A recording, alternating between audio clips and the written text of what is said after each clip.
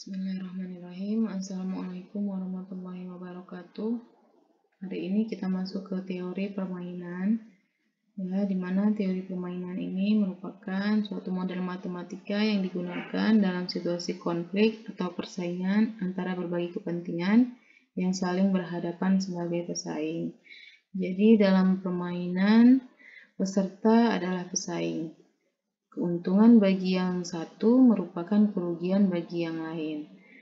Nah, model-model permainan dapat dibedakan berdasarkan jumlah pemain, jumlah keuntungan atau kerugian, dan jumlah strategi yang digunakan dalam permainan. Bisa dibaca dalam materi yang saya berikan, ya, untuk penjelasan lebih lengkapnya. Sekarang kita masuk ke cara untuk mengerjakannya. Untuk mengetahui solusi optimal dari 2-person games dan zero-sum games, ya, ada dua macam cara. Yang pertama, permainan strategi murni, dan yang kedua, permainan strategi campuran. Nah, di strategi murni, strategi optimal untuk setiap pemain adalah dengan menggunakan strategi tunggal. Jadi dalam permainan ini, pemain baris disebut dengan maximizing players mengidentifikasikan strategi optimalnya melalui kriteria maksimin. Sedangkan pemain kolom minimizing players menggunakan kriteria minimax untuk mengidentifikasikan strategi optimalnya.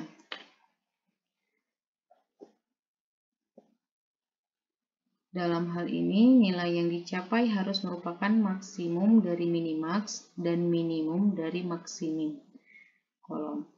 Ya, jadi kalau sudah sama angkanya, maka titik equilibrium telah dicapai dan disebut juga dengan saddle point. Kita masuk ke contoh. Di sini ada perusahaan A atau pemain A dan perusahaan B atau pemain B.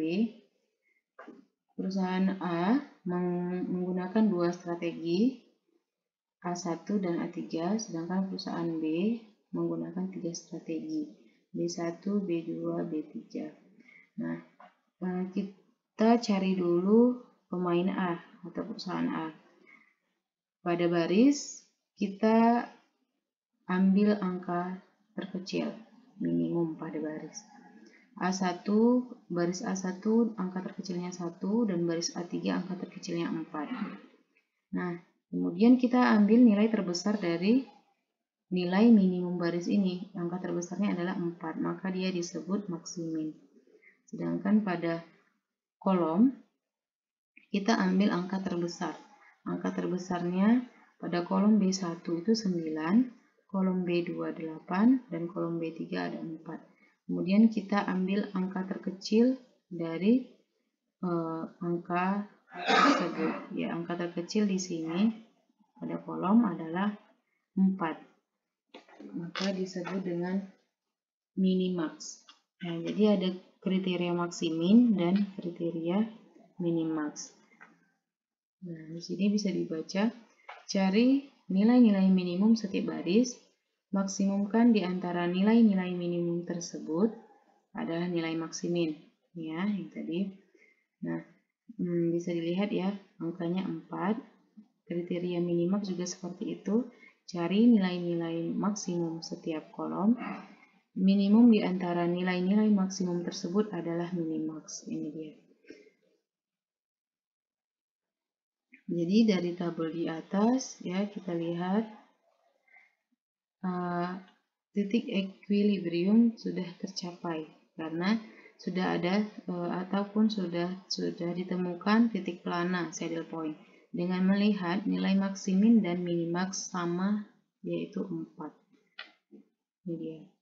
Jadi kalau nanti ada suatu kasus, ya, yang kita lihat nilai minimum dan nilai minimum pada baris maksimin maksudnya, dan nilai maksimum pada kolom minimax tidak sama angkanya, maka itu tidak bisa diselesaikan dengan menggunakan strategi murni, tetapi harus menggunakan strategi campuran.